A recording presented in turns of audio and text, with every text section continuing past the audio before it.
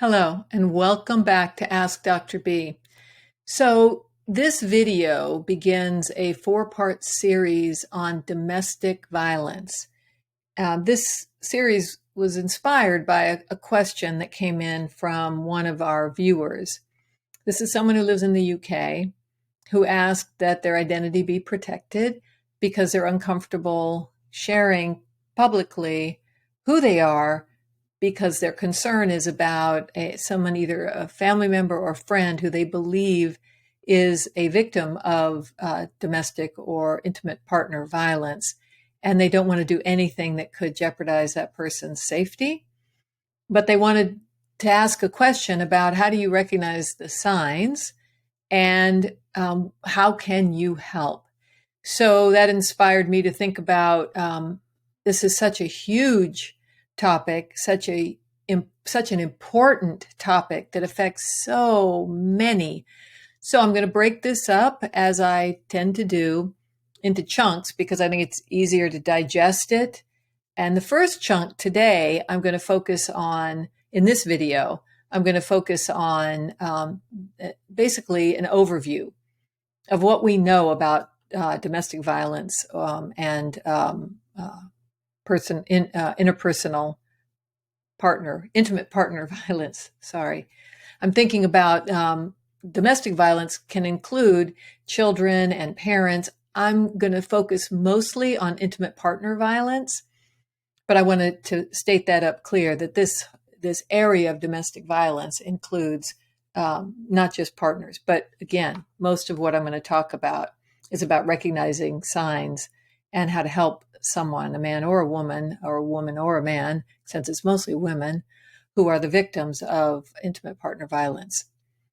In the second video, I'm going to focus on how to recognize those signs in a friend or a family member and what you can do to help. In the third video in this series, I'm going to talk about for those who are in relationships where intimate partner violence is occurring, or maybe they're at the beginning of a relationship and they're worried that it's beginning. What does that look like? How do you recognize the signs? And in the fourth video of this series, I'll talk about how individuals who find themselves in those situations can get help, what to do, and the steps to take. So first, I'm going to start with some facts. And you're going to see me looking down because normally I have a lot of information in my head that I talk about, and that'll be the case here as well in this series. But I also have a lot of statistics that I think are just really important, and I want to get them right. And so I'll talk and refer to some of these numbers. So the World Health Organization estimates that 1 in 3 women worldwide have been subjected to physical or sexual intimate partner violence or non-partner sexual violence in their lifetime. 1 in 3 women. That's staggering in and of itself. On average, nearly 20 people per minute. So while I'm doing this little video, which probably will last somewhere between 10 to 15 minutes, 20 people per each of those minutes are physically abused by an intimate partner in the United States. So many of these statistics from here on out are about US, but this is a worldwide, huge problem. And again, I feel like it's important to set the stage with all these numbers and this information for a couple of reasons. One, we can't tackle something that we don't understand. And two, I hope it inspires everyone to pay close attention to your own relationships and to relationships of your friends and family members. Okay. According to the CDC, Center for Disease Control, 1 in 4 women and 1 in 7 men will experience physical violence by their intimate partner. I'll talk a little more about men later in this. But 1 in 4 women and 1 in 7 men, physical violence. About 1 in 3 women, just like we heard about globally, and 1 in 6 men experience some form of sexual violence during their lifetime. So our rates match the global rates in terms of women, which that's hard to think about when you think about how westernized and so many resources and so much education in our country, and still 1 in 3 women. Intimate partner violence, sexual violence, and stalking are very high here in the U.S., affecting over 10 million people each year. 10 million people either experience some form of partner violence, sexual violence, physical violence, or stalking. At least 5 million acts of domestic violence, specifically the violence, the physical violence, occur annually to women age 18 years or older, with over 3 million involving men. While most of these initial events, this is really important, it often starts out with what we would consider less deadly forms of violence, a slap, a push, a grab. All these make me really upset because none of it is okay. None of it is ever okay. But that's how it often starts. But it can escalate over days, weeks, months, years, and become much, much, much more dangerous, destructive, and fatal. 72% of all murder-suicides involve an intimate partner. 72% involve an intimate partner. 94% of those victims are women of the murder in that murder-suicide are women. Approximately 1.5 million intimate partner female rapes and physical assaults are perpetuated annually. So women experience rape, 1.5 million physical assaults and rape by women experience. Sorry, I messed that up. But approximately 1.5 million intimate partner female rapes and physical assaults are perpetrated annually, and approximately 800,000 male assaults occur. This stuff is very upsetting to read, and so I'm not as smooth as I usually am, but I'm going to just leave it as is because it is upsetting. It's very upsetting. About 1 in 5 women have experienced completed or attempted rape at some point in their lives. About 1 to 2% of men have experienced completed or attempted rape. So here's the good news. There is a little good news. Intimate partner violence has declined over 60%. From about 10 victimizations per 1,000 persons aged 12 or older to approximately 4. So that's also from the CDC report. So we have seen a decline since they started tracking, but it's still way high and very disturbing. Most perpetrators and victims do not seek help, which is why this video series and everything else we can do to elevate, amplify, talk about this is really important. I did the series after, or it's ongoing still, the Johnny Depp, Amber Heard trial and all the repercussions and all the news. I talked about toxic relationships. Well, toxic and destructive relationships, obviously, sometimes are physically violent. And even if they're not, they can become situations of violence. Healthcare professionals are usually the first individuals with an opportunity to identify domestic violence. 50% of women seen in ERs report a history of abuse. And approximately 40% of those killed by their abusers sought help in the 2 years before they died. So women who go into emergency rooms, 50% of them report a history of abuse. Nurses are usually the first healthcare providers victims encounter. So obviously, if you're in the healthcare profession, you may have an opportunity to identify someone, perhaps be someone who is kind and helpful and offers support, offers help. As I've been saying, women are more likely to face domestic violence than men.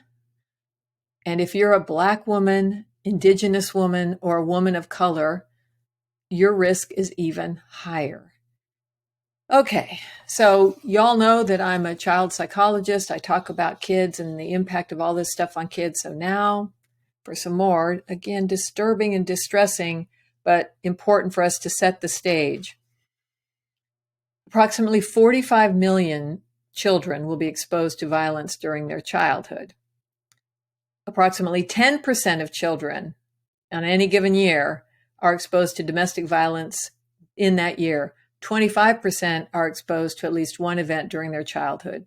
So if we think about all the kids in our country, about 10% of them in any given year are going to witness, be present during domestic violence. And 25% of all kids will be exposed to at least one event during their childhood.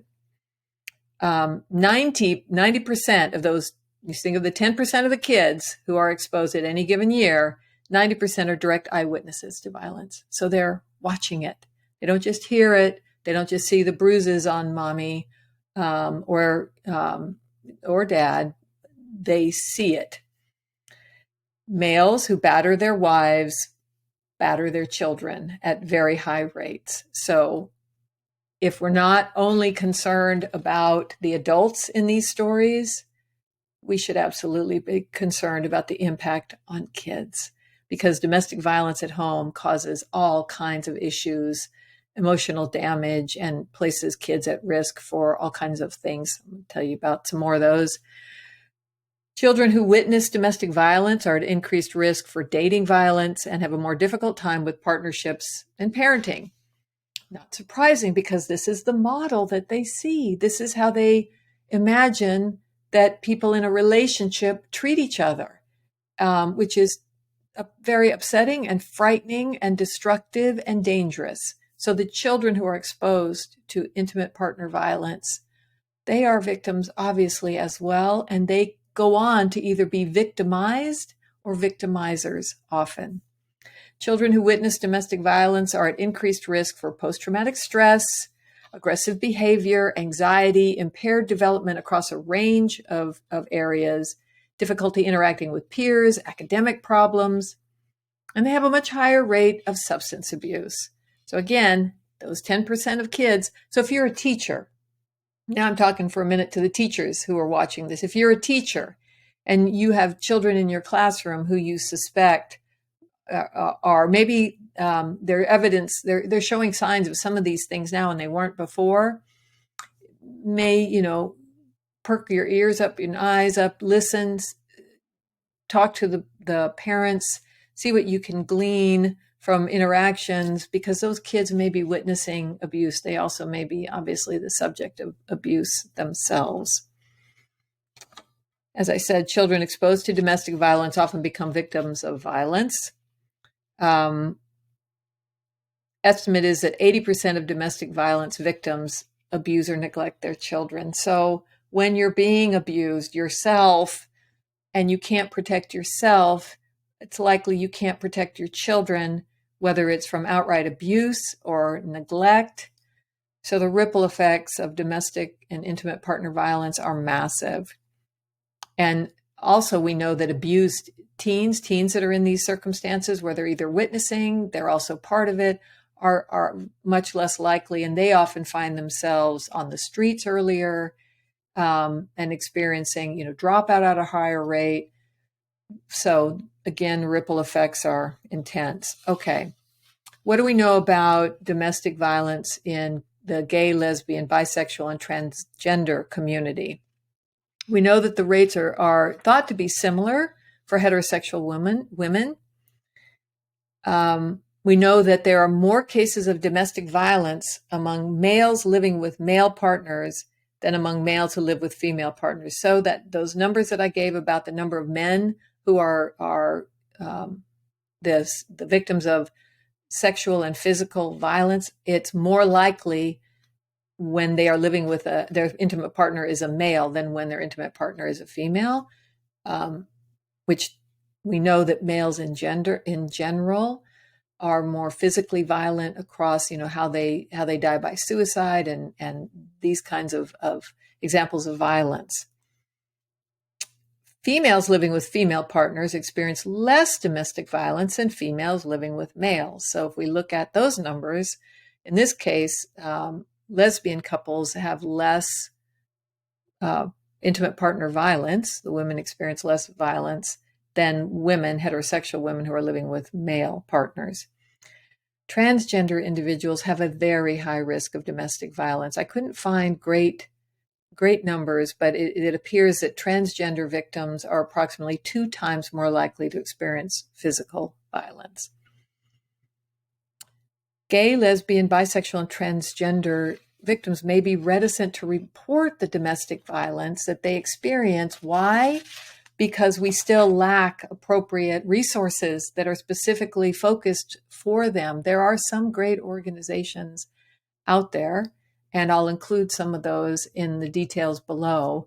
But often, gay, lesbian, bisexual, transgender, they don't feel that they will be supported if they report the violence and the attacks, and so they're even more vulnerable and less likely to get help.